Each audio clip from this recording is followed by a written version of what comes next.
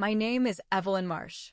I have spent 48 years in a family where daughters were raised to serve and sons were raised to inherit. That curse followed my daughter, too. 15 years ago, my father called a family meeting and demanded I hand over my daughter's college fund, $50,000, to pay for my brother's gifted son to attend an Ivy League university. "He is going to Yale," my sister hissed, her face inches from mine. "Your kid is average. She will end up exactly like you. A nobody." Then she spat in my face. Not a metaphor. Real spit, sliding warm down my cheek. The room went silent. My father watched from his armchair and said nothing. Last month, at the family reunion, my average daughter descended from a helicopter onto that same man's front lawn. And what she placed into my now homeless sister's trembling hands, every person in that room is still talking about it. Before I tell you what my daughter brought that day, take a moment to like and subscribe, but only if this story speaks to something in you. Let me know in the comments where you are watching from and what time it is there. To understand the weight of that helicopter moment, I need to take you back to where it started. A house where I learned early that my worth had an expiration date and my dreams were just currency for someone else's future. The Marsh family home sits on 3 acres outside a small city in the south. A white colonial-style house that has been in my father's family for 4 generations. Spanish moss drapes from the oak trees like ghostly curtains. There is an American flag on the front porch that my father replaces every 6 months, whether it needs it or not. Inside, the dining room tells you everything you need to know about Harold Marsh's world. There is a mahogany table that seats 12, polished so bright you can see a reflection in it. But here is the thing. Only one chair has armrests. That is my father's throne at the head of the table. The rest of us sat on identical wooden chairs, though my brother Vincent's was always pulled closest to my father. Always. I am the oldest of 3. Vincent came 2 years after me. The golden child. The heir. The one whose name my father said with pride. Then Pamela, 5 years younger than me, spent her whole life trying to be the daughter my father actually wanted. And me? I was the ghost in family photos. I am not exaggerating. Walk into that house today, and you will see the wall in the hallway lined with frames. Vincent's high school football championship. Vincent's business school graduation. Vincent's first car dealership opening. There is even a framed newspaper clipping from when he made the local business journal's 30 under 30 list, an honor that lasted exactly 2 years before his dealership went bankrupt. My frames? There are not any. I graduated valedictorian of my high school class. Top of my nursing program. 25 years of service awards from the hospital where I worked. But those achievements never made it onto that wall. Nursing, my father once said, swirling his bourbon, is just glorified maid work with a stethoscope. That wall taught me something early. In the Marsh house, accomplishments do not count unless you are born with the right anatomy. People assume I became a nurse because I could not do anything else. That is what my father thinks. That is what Vincent tells his wife when they need someone to feel superior to. The truth? I chose nursing because I wanted to spend my life actually helping people, not just talking about helping them. I have worked the emergency room for 25 years. I have held the hands of people taking their last breaths. I have told mothers their children would survive. I have been punched, bitten, screamed at, and thanked in the same shift. I have saved lives, hundreds of them, probably, while my brother was busy losing other people's money in failed business ventures. But none of that matters to Harold Marsh. My marriage did not help my standing, either. I married young, 22, to a man who promised me the world and delivered an empty apartment. He left when my daughter Lily was 3 years old. Ran off with someone from his office. Classic, right? He never paid a dime in child support. Just vanished like I was a chapter he could tear out of his own book. My father's response? You should have chosen better. That is what happens when you marry beneath your potential. As if I had any potential in his eyes to begin with. The only person who ever believed in me was my grandmother. My mother's mother, Margaret Brennan. She died 20 years ago, but I still wear her watch. It is nothing fancy. A simple silver band with a scratched face. She wore it every day for 40 years. Evelyn, she told me once when I was crying over another of my father's dismissals, the world will try to make you feel small. Do not let it. Your worth is not determined by blind men who refuse to see. I did not know then that she had already taken steps to protect me and my daughter from beyond the grave. Let me tell you about two children who grew up in the same family tree but might as well have been raised on different planets. Marcus, Vincent's son, was tested as gifted at age 6. My father nearly threw a parade. Suddenly, every family dinner became a showcase of Marcus's achievements. His IQ scores. His chess tournament wins. The private tutors Vincent hired at $200 an hour. The prep school with a $40,000 annual tuition that had a crest on the blazer. Marcus wore that blazer like armor. Navy blue with gold embroidered threading. He would sit at family dinners right next to my father, and they would discuss the future of the Marsh legacy like they were planning a dynasty. Then there was my Lily. She went to public school, wore t-shirts from a discount store, did her homework at our kitchen table while I cooked dinner after 12-hour shifts. Her grades were good B+ average, sometimes A's, but nothing that made headlines. At family gatherings, Marcus got the seat of honor. Lily got tucked away at the kids' table in the corner, even when she was 16 and Marcus was 17. Even when she was taller than half the adults in the room. That boy is going to put the Marsh name on the map, my father announced one Thanksgiving, raising his glass toward Marcus. Then he glanced at Lily, picking at her mashed potatoes. What is your girl doing these days, Evelyn? Still average. I watched Lily's shoulders stiffen. She did not say anything. She never did. Just kept her eyes down and her mouth shut. I wanted to scream. Instead, I squeezed her hand under the table. Everything changed the spring Marcus turned 18. The day that cream-colored envelope arrived from Yale University. I still remember the phone call. Vincent's voice cracked like he was announcing the second coming. He got in. Marcus got into Yale. Full acceptance, not waitlisted. Accepted. Within 2 hours, the whole family had gathered at my father's house. Someone brought champagne, the expensive kind, the stuff my father only opened for real occasions. And I mean real occasions. Not birthdays. Not anniversaries. He opened that champagne when Vincent's first dealership got approved for a business license. He opened it when Marcus won the state chess championship at 14. He had never opened it for anything I had done. That night, I watched my 76-year-old father cry actual tears of joy as he embraced his grandson. A Marsh at Yale, he kept saying. Finally, a Marsh at Yale.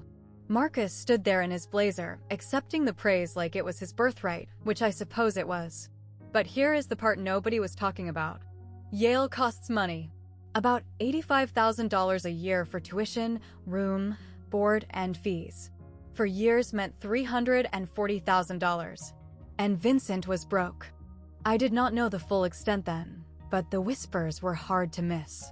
His third business venture, some kind of car detailing franchise, had collapsed 6 months earlier. He had already sold his vacation condo. He and his wife had quietly moved from their 5-bedroom house to a 3-bedroom rental, which they explained away as downsizing for convenience. But champagne was still flowing, and my father was still crying, and nobody wanted to address the elephant in the room.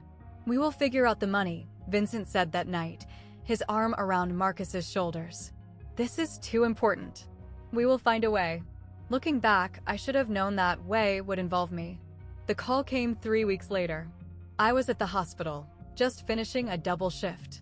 2 cardiac arrests. 1 stroke. 1 teenager who had wrapped his car around a tree and somehow walked away with a broken arm. My feet ached. My back screamed. I wanted nothing more than to go home and collapse. Then my phone buzzed. Dad. My father never called me. Not on birthdays. Not on holidays.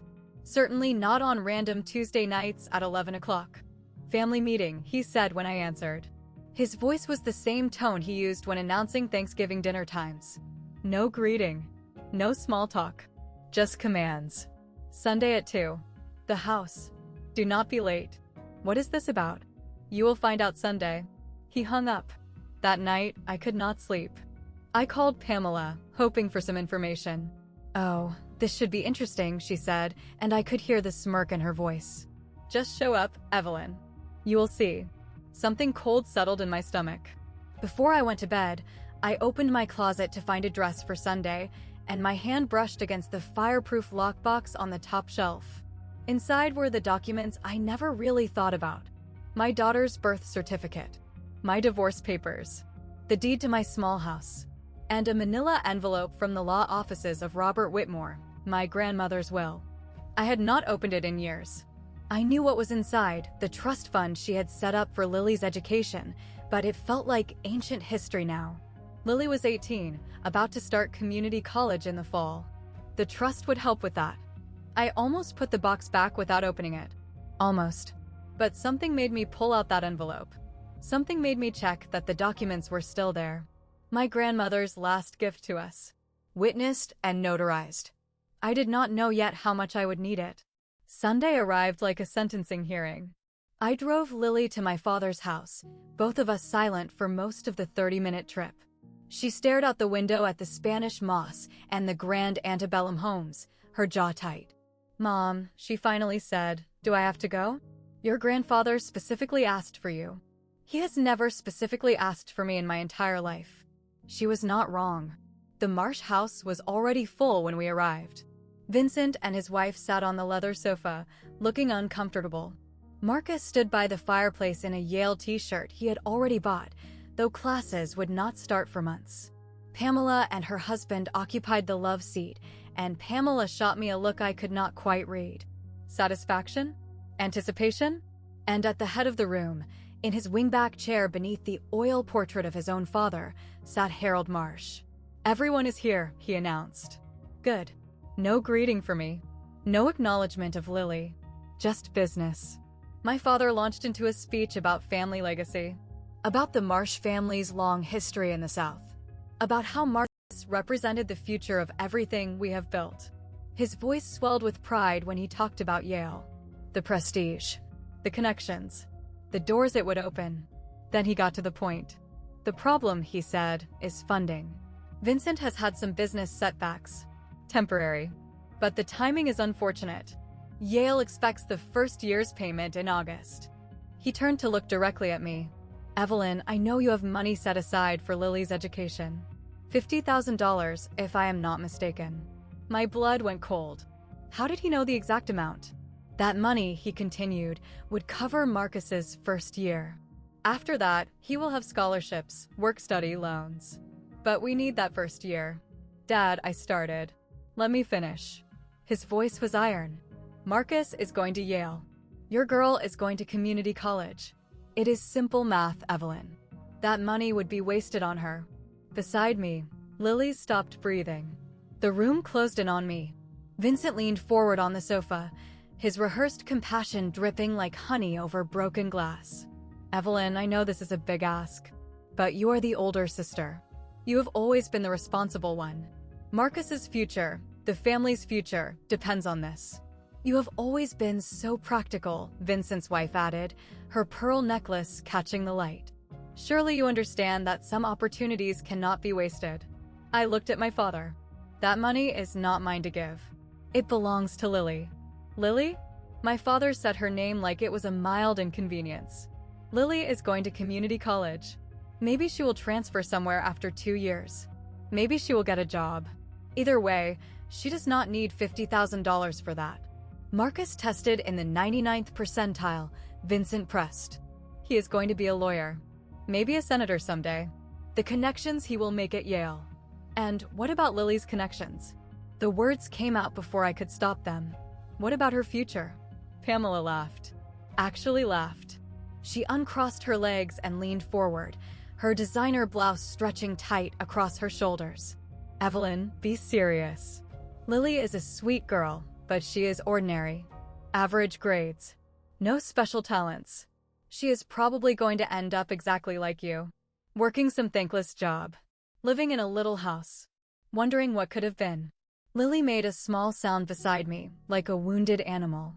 "That is enough," I said. "Is it?" Pamela stood up, walking toward us. "Because I do not think you understand what is happening here. Dad is giving you a chance to be part of something bigger. To contribute to this family for once in your life. And you are going to sit there and say no because of what? Pride." Pamela's husband stayed silent. He always stayed silent. Marcus was examining his fingernails. Vincent's wife was studying the ceiling. And my father simply watched, waiting for me to break.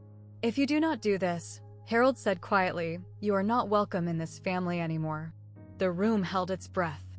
Everything that happened next plays in my memory like slow motion. Pamela stepped closer, her heels clicking against my father's hardwood floors. Her face was twisted into something ugly. Years of resentment, jealousy, and something else I could not name. "You have always thought you were better than us," she hissed. "The martyr, the saint, working your little nurse job, raising your little average daughter, acting like you are above all of this. Pamela, I never. You know what you are, Evelyn?" She was inches from my face now. "You are selfish. You have always been selfish. Grandmother left you that money because you manipulated her just like you manipulate everyone. And now you will not even share it with your own family. That is not." I never finished the sentence because Pamela spat in my face. Not a figure of speech. Not an exaggeration. She gathered saliva in her mouth and spat directly onto my cheek. The room went silent. Not shocked silence. Complicit silence. No one moved. No one said, "That is too far." No one handed me a napkin. I felt the spit sliding down my face. Warm and humiliating. Lily was crying. Soft, quiet tears streaming down her cheeks as she stared at her aunt in horror. I did not wipe my face. I know that sounds strange, but I wanted Lily to see. I wanted her to remember this moment. To remember exactly who these people were. What they were capable of. How little they thought of us. "You deserve that," my father said from his chair. "For disappointing this family." I turned to look at him. My father. The man who raised me. The man who was supposed to protect me. He was examining his bourbon glass, completely unmoved. That was when something inside me shifted. Broke, maybe. Or finally came together. I reached into my purse and pulled out a handkerchief. Slowly, deliberately, I wiped Pamela's spit from my face. I folded the cloth neatly and placed it on the coffee table. Then I stood up. "That money," I said, and my voice did not shake. "I made sure of it. Does not belong to me. And it does not belong to you." My father's eyes narrowed. "What are you talking about?" "I am talking about Grandmother Margaret's will." The name hung in the air like a grenade. My mother's mother had never been my father's favorite subject. Grandmother did not leave me $50,000, Dad. She left it to Lily directly. In a trust. A legal trust managed by an independent trustee. I do not have access to it. I cannot withdraw it. I certainly cannot give it to Marcus. Vincent was already sputtering. That is ridiculous. There must be a way to. There is not. The trust is irrevocable. The only person who can access that money is Lily, and only for her own educational expenses. It was witnessed and notarized. Every document is on file. I turned to Lily and held out my hand. She took it, her fingers trembling. "We are leaving now," I said. "And I want to make something very clear." I looked at my father, at Vincent and his wife, at Pamela, who was wiping her lips like she could erase what she had done. "Do not contact me again. Do not call. Do not write. Do not show up at my house. As of this moment, I have no family." My father's face went purple. "If you walk out that door, I am already gone." I walked out. Lily followed. Behind us, I heard shouting, but I did not look back. I never looked back. The drive home was the quietest 30 minutes of my life. Lily stared out the window, tears still drying on her cheeks. I gripped the steering wheel so hard my knuckles turned white. Neither of us spoke until I pulled into our driveway. Our little 3-bedroom house with the creaky porch and the garden I never had time to tend. "Mom," Lily finally whispered, "are we ever going back?" I turned off the engine. Sat there in the darkness of the car. "No, sweetheart. We are not." She nodded slowly, like she already knew. Like part of her had always known it would come to this. The years that followed were exactly what my father predicted, and nothing like it at all. There were no Christmas cards. No birthday calls. No invitations to weddings or graduations. When Pamela's daughter got married, I found out from a social media post. When my father had a minor heart attack, no one called. I became a ghost. We both did. Our little house felt bigger without the weight of their expectations. Quieter, too. I worked my shifts at the hospital. Lily finished high school. We had dinner together most nights, something we had never done when I was constantly driving to family obligations, constantly trying to earn approval that would never come. "It is just us now," Lily said one night, setting the table with our mismatched plates. "Is that enough?" I looked at my daughter. 18 years old. Average grades. No trust fund beyond my grandmother's modest gift. No connections. No legacy. "It is more than enough," I said. And I meant it. Losing my family hurt. I will not pretend it did not. But keeping my integrity, teaching my daughter that some prices are too high to pay, that was the only inheritance I could give her that truly mattered. Okay, I need to pause here for a second. If you have ever been the black sheep of your family, the one who is always overlooked or underestimated, drop a comment below. I would love to know I am not alone in this. And if this story is resonating with you, maybe hit that subscribe button, only if you want to see how this all ends. Now, let me tell you what happened during those 15 years of silence. I am going to be honest with you. Those first years were not some inspiring montage of triumph over adversity. They were hard. My grandmother's trust covered Lily's tuition at the local community college, but just barely. There was not enough for a university, not the kind with dormitories and meal plans and study abroad programs. So Lily lived at home, took the bus to campus, worked part-time at a coffee shop between classes. I picked up extra shifts whenever I could. Night shifts. Holiday shifts. The ones nobody else wanted. I sold my car and took the bus for 2 years until I could afford a used sedan with 120,000 miles on it. I canceled the cable. Stopped buying new clothes. Learned that rice and beans could be made interesting with enough creativity. Sometimes, late at night after a brutal ER shift, I wondered if I had made the wrong choice. What if I had given them the money? What if Lily had gone to community college anyway, and I had kept my family? What if being loved, even conditionally, was better than being right? But then I would remember the spit sliding down my cheek. The silence in that room. My father's face as he watched and did nothing. And I would remember why. Lily never complained. Not once. She studied at our kitchen table, the same table where she had done homework since she was 6. She transferred to the state university after 2 years, commuting an hour each way because it was cheaper than housing. "Mom," she told me once, exhausted after an 8-hour shift at the coffee shop followed by a night class, "I am going to make something of myself. Not to prove them wrong, just to prove myself right." I believed her. I always had. But I had no idea what something would turn out to be. News from the Marsh family reached me the way gossip always does, through people who could not help but share. A family friend, one of my grandmother's oldest acquaintances, stopped by my house every few months. She was in her 70s now, still sharp as a tack, and she had a network of old church ladies who knew everything about everyone. Marcus dropped out of Yale, she told me over tea one autumn afternoon, about 5 years after that family meeting. I set down my cup. What? Could not handle it. Apparently. The pressure. The workload. Who knows? Vincent has been telling people he is taking a gap year to find himself. Her voice dripped with the particular satisfaction of someone who had seen this coming. That gap year is now 3 years long. I did not feel happy about it. Not exactly. But I did not feel sad either. And Vincent sold another house. Third one, I think. His wife has been spotted at consignment shops. She shook her head. That boy never learned how to hold on to money. Just learned how to spend it. What about Pamela? Her expression shifted. Something like pity crossed her face. Her husband left her. Took everything. The house. The savings. Even the dog. She has been couch surfing with friends, last I heard. I should have felt vindicated. Part of me did. But mostly I just felt tired. Your father still thinks Marcus will find his path, she added. He has been saying that for years now. Every time I see him at the pharmacy, he talks about Marcus like he is about to cure cancer. And me? Does he ever mention me? She hesitated. That hesitation told me everything. No, Evelyn. He does not. I nodded. It hurt less than I expected. While the Marsh empire quietly crumbled, something else was quietly being built. Lily graduated from State University with a 3.5 grade point average. Not summa cum laude, not Phi Beta Kappa, nothing that would have impressed my father.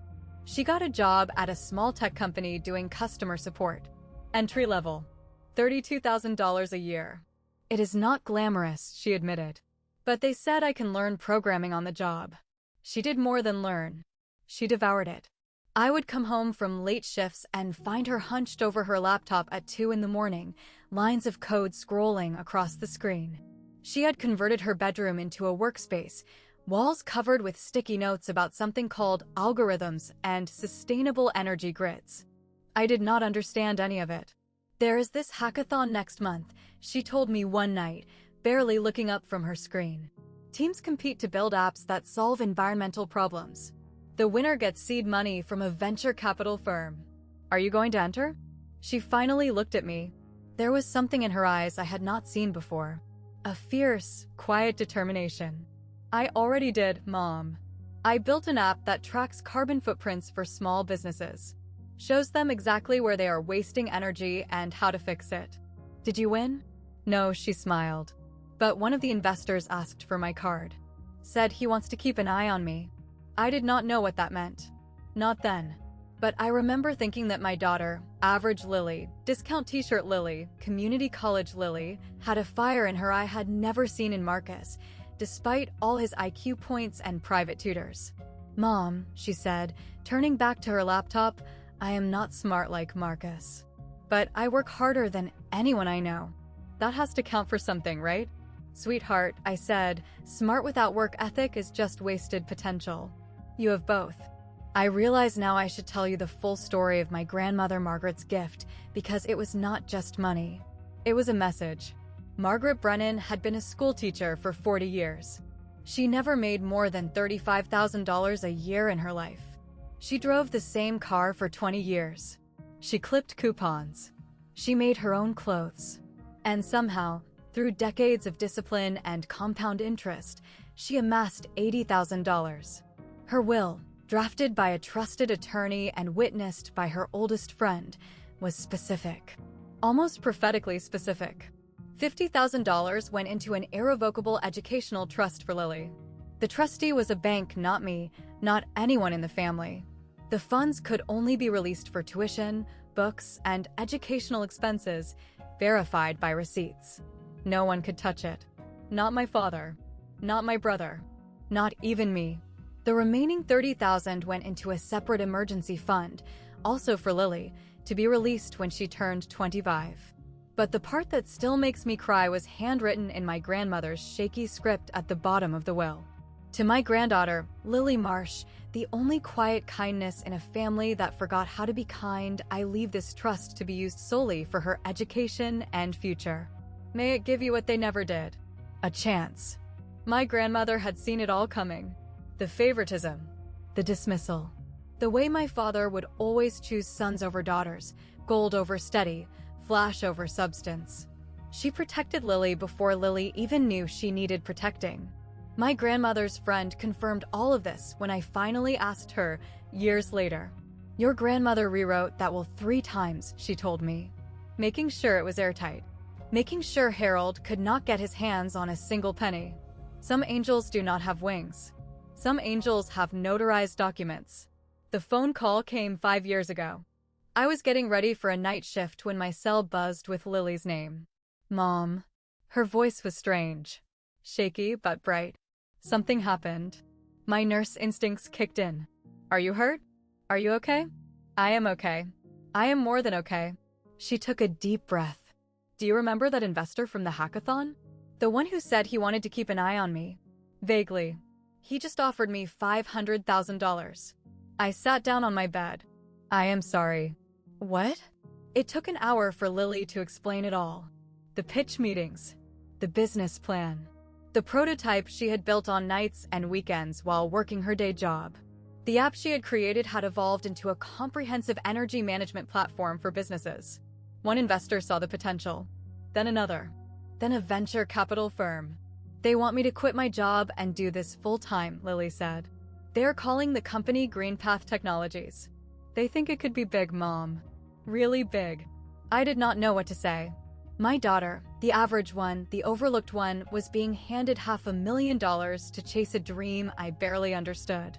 What do you think? She asked, suddenly sounding like my little girl again. I think your grandmother would be proud. Greenpath's first 3 years were brutal. Lily worked 18-hour days. The company nearly folded twice. Once when a key engineer quit. Once when a promised contract fell through at the last minute. She lived in a tiny studio apartment and drove the same old car I had given her when she graduated. But she never gave up. Year 4, Greenpath signed a deal with a major grocery chain to retrofit all their stores with energy-efficient systems. That deal was worth $47 million. The invitation arrived in a cream-colored envelope with my father's address embossed on the back. Heavy cardstock. Formal font. The kind of stationery that costs more than my monthly grocery budget. You are cordially invited to the Marsh family reunion. Saturday, October 15th. 2 in the afternoon. I stared at it for a full minute before I realized my hands were shaking. 15 years of silence. And now this. An engraved invitation, like nothing had ever happened. Like they had not spat in my face and cut me out like a tumor. I called my grandmother's old friend immediately. Did you get one too? I did. Harold has been having health problems. Heart, mostly. Word is he wants to make amends before it is too late. She paused. I think his version of amends is getting everyone in the same room and pretending the last decade and a half was just a misunderstanding. I am not going. I do not blame you. But 2 days later, Lily called me. Mom, I got a letter from grandfather. Throw it away. I already opened it. She was quiet for a moment. He wants to meet. Says he has heard things about me. Wants to see what I have made of myself. The nerve. The absolute audacity. You do not owe him anything, I said. I know. Lily's voice was calm. Too calm. But I want to go. There is something I need to do. Lily. I am not going for him, Mom. I am going for Grandmother Margaret. She hesitated. And maybe for us. To show them what average looks like 15 years later. Something in her tone made me pause. My daughter was not asking for permission. She was informing me of a decision. What exactly are you planning? Come with me, she said. And you will see. I did not know then what she had in store. But I knew my daughter. Whatever it was, it would be worth witnessing. 3 days before the reunion, Lily showed up at my house with a leather briefcase I had never seen before. We need to talk, she said, setting it on my kitchen table. Inside the briefcase were documents. Stacks of them. Articles of incorporation. Tax exemption certificates. Board meeting minutes. All bearing the name Margaret Brennan Foundation. You started a charity? I asked, flipping through the papers. 6 months ago. It is a fully registered nonprofit. $5 million in initial funding. Lily sat down across from me. We provide scholarships and vocational training for women in difficult circumstances. Single mothers. Domestic abuse survivors. Women who have lost everything and need a second chance. My throat tightened. You named it after grandmother. She gave me a chance when no one else did. This is her legacy, Mom. Not mine. I looked at my daughter. Really looked at her. She was 33 years old now. Chief executive officer of a company worth $200 million. But sitting at my kitchen table in jeans and a simple blouse, she could have been 18 again. There is something else, Lily said, her voice careful. I have been doing some research about Aunt Pamela. My stomach dropped. What about her?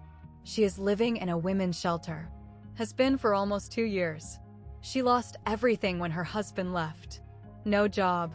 No savings. No family willing to help. I thought of Pamela's face 15 years ago. The contempt. The spit sliding down my cheek. I want to offer her a spot in the Foundation's training program, Lily continued. 6 months of accounting certification. Job placement assistance. Transitional housing. All free. After what she did to me. This is not about forgiveness, Mom. Lily's eyes were steady. It is about being better than them. That is what grandmother would have wanted. My average daughter. My extraordinary daughter. The day of the reunion was unseasonably warm for October. 80 degrees, with a sky so blue it looked artificial. I drove to my father's house alone. Lily had insisted on arriving separately, though she would not tell me how. "Trust me," she had said, with that calm smile that had started to make me nervous. The Marsh property looked different than I remembered. The oak trees were the same, draped in Spanish moss like always. But the house itself seemed smaller. The paint was peeling near the gutters. The lawn was not quite as manicured. Signs of decay. Signs that even the mighty Marsh family could not hold back time. About 30 family members milled around the backyard. Cousins I had not seen in years. Aunts and uncles who had never bothered to take my side. Long tables were set up on the lawn, covered with white linen tablecloths and catered food that looked expensive, but probably came from a warehouse store. I spotted Vincent immediately. He had gained weight, and his suit did not fit quite right. Too tight in the shoulders. Straining at the buttons. His wife stood next to him in last season's dress, her pearls looking duller than I remembered. And there was Marcus. God, Marcus. He stood in the corner near the hedge, wearing a wrinkled Oxford shirt with the collar askew. His hair was unkempt. He held a beer like a lifeline and stared at his phone, avoiding eye contact with everyone. 33 years old. No job. No direction. The genius who peaked at 17. My father sat in a wicker chair on the patio, looking frail in a way I had never seen before. 76 years old. An oxygen tube in his nose. A blanket over his legs despite the heat. He saw me, and his eyes widened slightly. I nodded once. Did not smile. Then I heard it. A sound that did not belong in a quiet suburban backyard. The thwop-thwop of helicopter blades. Every head in that backyard turned upward. The helicopter appeared over the tree-line. Sleek and black. It caught the afternoon sun like polished obsidian. It circled once. Twice. Then began its descent toward the only open space large enough to accommodate it. My father's prized front lawn. "What in the hell?" Vincent started. The wind from the rotors whipped the tablecloths. Napkins flew like startled birds. Women grabbed their hats. Men shielded their eyes. My father struggled to stand, clutching his oxygen tank. The helicopter touched down, its blades slowly spinning to a stop. The door opened, and Lily stepped out. She wore a slate gray suit, designer, I later learned, though she would tell me she bought it secondhand from a consignment shop. Her hair was pulled back in a clean chignon. Simple diamond studs in her ears. No ostentation. Just quiet, unmistakable success. She walked across the lawn toward us. And I watched my family's faces cycle through shock, confusion, and something that looked like fear. "Who is that?" someone whispered. Is that Lily?" Vincent's mouth hung open. His wife clutched her pearls, genuinely clutched them, like a cliché come to life. Marcus had finally looked up from his phone, and his face was the color of old paper. My father stood frozen, one hand on his oxygen tank, staring at his granddaughter like she was an apparition. "Hello, everyone." Lily's voice carried across the lawn, calm and clear. "I hope I am not too late." She walked past the gaping relatives, past the catering tables, past Marcus, who could not meet her eyes. She stopped in front of my father. "Hello, grandfather." Harold Marsh looked at the helicopter, at the suit, at the diamond earrings, at the woman his bloodline had dismissed as average for her entire life. He could not finish the sentence. Lily smiled. It was not warm. It was not cold. It was the smile of someone who no longer needed anything from the person in front of her. "I am Lily Marsh, Chief Executive Officer of Greenpath Technologies." She paused. "And I believe we have some things to discuss." My father reached out, arms open for an embrace. Lily took one step back. Not dramatically. Not rudely. Just a boundary. A line drawn in the air between them. "Grandfather," she said, her voice steady, "I did not come here to reconcile. And I did not come to make a scene." "Then why?" My father's voice cracked. He looked old suddenly. Smaller than I had ever seen him. "Why did you come?" "I came because of Grandmother Margaret." The name landed like a stone in still water. Ripples of discomfort spread across the gathered relatives. "She believed in me when this family did not," Lily continued. She left me a trust that paid for my education. An education you wanted to take away. She saw something in me that none of you bothered to look for. Vincent stepped forward, finding his voice.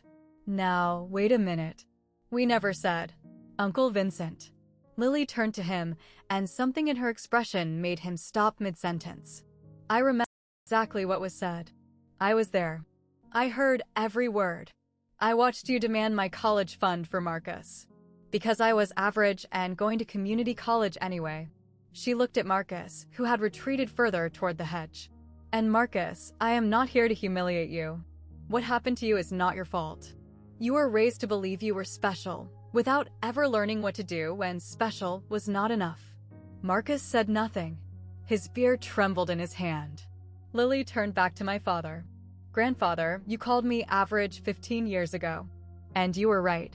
I am average. I do not have Marcus's IQ. I was not a prodigy. I was just a girl who worked hard, failed often, and got back up every single time. She paused. That is the difference between us and them, you know. We learned how to fall. They never had to. Can I be honest with you for a second? This is the moment I have been waiting to tell you about. If you are still here watching, you are my kind of person. Someone who believes that hard work beats entitlement. If you want to see what Lily did next, something no one in that family expected, make sure you are subscribed. Trust me, you do not want to miss this. Lily walked toward Marcus. He flinched like she might hit him. I almost felt sorry for him. Almost. Then I remembered how he had sat in his Yale t-shirt that day, examining his fingernails while his aunt spat in my face. Marcus. Lily stopped a few feet away, giving him space. I heard you have had a difficult few years. His jaw tightened. I do not need your pity. Good. Because I am not offering any. The backyard was silent now. 30 relatives watching like spectators at a car crash. I am offering you an opportunity, Lily continued. My foundation, the Margaret Brennan Foundation, has a program for career transitions. 6 months of training, mentorship, job placement assistance. It is designed for people who need a fresh start. Marcus's face cycled through emotions. Confusion, anger, and something that might have been hope before he smothered it. You want me to go to some charity program? I went to Yale. For 2 years. 10 years ago. Lily's voice was gentle but firm. Marcus, I am not trying to embarrass you. I am trying to help. The program is free. The only requirement is showing up and doing the work. She turned away from him, leaving the choice hanging in the air. Whenever you are ready. If you are ever ready. I watched Marcus's face as she walked away. He was 33 years old, wearing a shirt that cost more than my monthly grocery bill despite being unemployed for years. His hands shook as he raised his beer to his lips. The golden boy. The genius. The hope of the Marsh dynasty. Standing in the corner at his grandfather's party, unable to meet anyone's eyes, being offered charity by his average cousin. Sometimes life writes its own irony. You just have to live long enough to read it. A black car pulled into the driveway. I had not noticed it arriving. Everyone was too focused on Lily and Marcus. But now the driver's door opened and one of Lily's assistants stepped out. She walked to the passenger side and opened the rear door. Pamela emerged. I barely recognized her. The woman who had spat in my face 15 years ago had been polished, prosperous, cruel in the way only the comfortable can be. This Pamela was thin. Too thin. Her hair had gone gray at the temples. She wore clean but simple clothes that looked like they had come from a donation bin, because they probably had. Pamela. My father's voice cracked. Where have you been? We have not heard from you in 2 years. Dad. Pamela's voice was barely above a whisper. I have been in a women's shelter for 2 years. My husband took everything. The house. The savings. The investments. I did not even have enough for a security deposit on an apartment. Vincent stepped forward. Why did not you call? Why did not you? I did call. Something flickered in Pamela's eyes. The ghost of the woman she used to be. I called you, Vincent. 3 times. You never called back. I called Dad. He said he was too busy dealing with Marcus's situation to help. My father's face went white. His hands trembled on his oxygen tank. The only person who reached out, Pamela continued, her voice breaking, was the niece I spat on 15 years ago. Lily found me. Lily's foundation contacted me. Lily offered me help when my own family could not be bothered. She turned to look at me. Her eyes were wet. I did not know what to feel. Vindication? Pity? Rage at the years of silence, the cruelty, the spit on my cheek, all of it? None of it? Something in between. Lily opened her briefcase. She pulled out a folder. Crisp. Professional. Bearing the logo of the Margaret Brennan Foundation in elegant green lettering. Everyone, she said, raising her voice so the whole backyard could hear, I would like to make an announcement. The relatives shifted uncomfortably. My father gripped his oxygen tank. Vincent and his wife exchanged nervous glances. 6 months ago, I established the Margaret Brennan Foundation, named after my great-grandmother, the woman who made everything I have accomplished possible. Lily held up the folder. This foundation provides scholarships and vocational training to women in crisis. Single mothers, survivors of domestic abuse, women who have been abandoned by their families and the system. She turned to Pamela. Aunt Pamela, I would like to offer you a place in our accounting certification program. 6 months of training, completely free. We will provide transitional housing during the program and job placement assistance afterward. If you complete the certification, you will have the skills to rebuild your career. Pamela stared at the folder like it might bite her. I do not understand. After what I did to your mother. This is not forgiveness. Lily's voice was clear as glass. What you did to my mom can never be undone. I remember the spit on her face. I remember the silence in that room. I remember you calling me average like it was a death sentence. The backyard was absolutely still. 30 witnesses holding their breath. But Grandmother Margaret believed everyone deserves a second chance, Lily continued. She gave me one when no one else would. This foundation is her legacy, not mine. And it is not about what you deserve, Aunt Pamela. It is about who I choose to be. She held out the folder. Pamela's hands were shaking as she took it. Tears streamed down her face. Genuine tears. The kind that cannot be faked. I am sorry, she whispered. Evelyn, I am so sorry. I looked at my sister. At the woman she had become. At the ruins of the person who had once felt so superior. Keep the apology, I said quietly. Just do not waste the chance. My father collapsed into his wicker chair. Not dramatically. His legs simply gave out, and he sat down hard, his oxygen tank clanking against the armrest. For a long moment, he just stared at the ground, breathing heavily through his nose. Vincent rushed to his side. Dad, are you okay? I am fine. My father's voice was barely a whisper. I am fine. But he was not fine. I could see it in his face. The crumbling of something he had built his entire life around. The hierarchy. The certainty. The unshakable belief that he had always known best. He looked up at Lily, then at me, then back at his hands. Margaret, he said slowly, and I realized he meant my grandmother. Always said I was wrong about you, Evelyn. Something in my chest tightened. I had waited 15 years to hear those words. Dreamed about them in my weakest moments. Imagined how they might sound. They sounded smaller than I expected. She was right, I said. But I do not need you to agree anymore, Dad. I stopped needing that a long time ago. Vincent tried to interject. Dad, this is ridiculous. Marcus is still. Marcus has potential. Vincent. My father's voice was sharp. Stop. The golden child fell silent. For perhaps the first time in his life, Vincent Marsh had nothing to say. My father sat there, surrounded by the family he had tried to mold in his image, looking at the granddaughter he had dismissed and the daughter he had abandoned. His empire of expectations lay in pieces around him. He did not apologize. I did not expect him to. Men like my father do not apologize. Their pride will not allow it. But his silence said enough. Margaret's watch, he finally said, pointing at my wrist with a trembling finger. You still wear it. I looked down at the scratched silver band. Every day.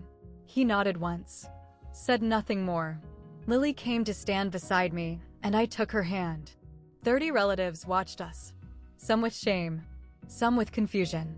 some with the dawning realization that they had been on the wrong side of history for 15 years. "I did not come here to get revenge," I said, and my voice carried across the silent backyard. "I came because my daughter asked me to, and I stayed because I wanted her to see something." I turned to face Lily, then back to the crowd. I wanted her to see that success does not mean becoming the people who hurt you. It does not mean rubbing their faces in their mistakes or making them feel as small as they once made you feel. Pamela clutched her folder to her chest, tears still streaming. Marcus had retreated so far into the hedge that he was practically part of it. Vincent and his wife stood frozen like statues. "My daughter built a company worth $200 million, I continued. "She could have bought this entire property and evicted everyone on it. She could have sent lawyers, made threats, taken what she wanted." I looked at Lily, and my heart swelled with something that had nothing to do with money or helicopters or business success. Instead, she started a foundation. She named it after the woman who believed in us. And she offered help to the people who hurt us. Not because they deserved it, but because that is who she is. I squeezed my daughter's hand. I used to think family meant taking whatever they dish out. I was wrong. Family is who shows up for you, not who shares your blood. And the blood we share does not obligate us to accept abuse. I turned toward the helicopter. "Goodbye, everyone. I do not expect we will meet again." That was 6 months ago. Let me tell you what happened after. Pamela completed the accounting certification program. She graduated 3rd in her class. Turns out, when you strip away the cruelty and the entitlement, there was a capable person buried underneath. She works as a bookkeeper now for a small firm. We are not close. I do not think we ever will be. But she sends Lily a card every Christmas. "Thank you for the second chance I did not deserve." Marcus never took Lily up on her offer. He is still living with his parents. Vincent and his wife moved into my father's house after selling their last property. From what I hear, Marcus spends most of his time gaming and complaining about how the system is rigged against smart people. Some people can only learn lessons they are willing to hear. Vincent declared bankruptcy last year.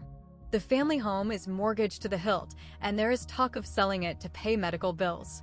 The Marsh dynasty, for generations in the making, will end with arguments about who gets the furniture. My father never apologized. Not that day. Not since. I hear he still talks about Marcus sometimes. Still believes the boy will find his path. Some delusions are too comfortable to surrender. But he stopped talking about me entirely. And strangely, that feels like enough. As for Lily and me, she bought me a house last year. Nothing extravagant. 3 bedrooms. A garden I actually have time to tend now that I have retired early. A porch with a swing where I drink my coffee every morning. "Mom," she said when she gave me the keys, "you gave me everything. Let me give you something back." On the wall of my new living room, there is only one photograph. 2 women. Mother and daughter. Average and extraordinary. Both smiling. These days, my life is quieter than it has ever been.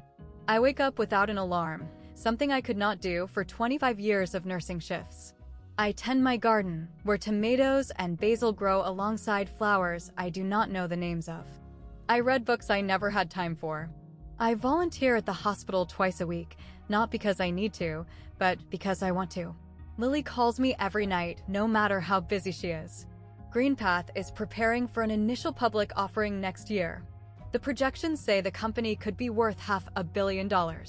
My daughter, the chief executive officer. My daughter, the one they said would never amount to anything. But here is what I want you to understand. The money is not what matters. Last month, my grandmother's old friend passed away peacefully in her sleep. She was 92. At her funeral, I found a letter she had written for me years ago, tucked into her own papers. Inside was another letter. This one in my grandmother's handwriting, dated 3 months before she died. "My dear Evelyn," it read, "by the time you read this, I will be gone. And I hope you will have proven everyone wrong, including yourself. Your father sees the world through a lens I cannot change. He was raised to believe that women are supporting characters in men's stories. That is his tragedy, not yours. You are the heroine of your own story. So is Lily. Never let anyone convince you otherwise. All my love, always. Grandmother Margaret." I sat in my garden and cried for an hour. Not sad tears. Grateful ones. My grandmother believed in me when no one else did. She protected my daughter before my daughter even existed. And somehow, across the barrier of death, she found a way to tell me one more time. I was enough. I always had been. So, what is the lesson here? I have thought about it a lot. And I think it is this. You cannot make people see your value. You can only live it. For years, I tried to earn my father's approval. I excelled in school. I built a career. I raised a daughter alone. None of it mattered to him.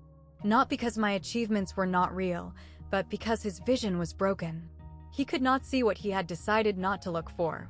I wasted so much energy trying to prove myself to someone incapable of being convinced. If you are watching this, if you have been the overlooked one, the average one, the child who never quite fit the mold your family wanted, I want you to know something. Their blindness is not your failure. Your worth is not determined by people who refuse to see it. It never was. Some people will only value you when you no longer need their validation. And by then, their opinion will not matter anyway. Set your boundaries. Protect your peace. Walk away from tables where you are not welcome. And build your own table instead. You do not have to prove them wrong. You just have to prove yourself right. To yourself. My grandmother knew that. Lily learned it. I am still learning it every day in my garden with my coffee and my scratched silver watch. Some apologies never come. Some families never change. Some golden children never learn to fail. And some fathers never learn to see. But you can learn to let that be their loss. Not yours. Lily landed a helicopter on my father's lawn. But the real victory was not the helicopter. Or the company. Or the money. The real victory was knowing, finally, completely, irrevocably, that we had never needed them at all. We just needed us. Before I go, I want to share something a therapist once told me about my father. Harold is not a monster, she said. He is a product. He was raised in a generation that taught men their worth came from legacy. From sons. From inheritance. From family names on buildings. Daughters were investments in other families. Sons were investments in yourself. She helped me understand that my father's cruelty was not personal. It was programming. 3 generations of Southern patriarchy distilled into one man who genuinely believed he was doing what was right for the family. That understanding does not excuse what he did. It does not erase the spit on my face or the years of silence or the way he looked at Lily like she was nothing. But it explains it.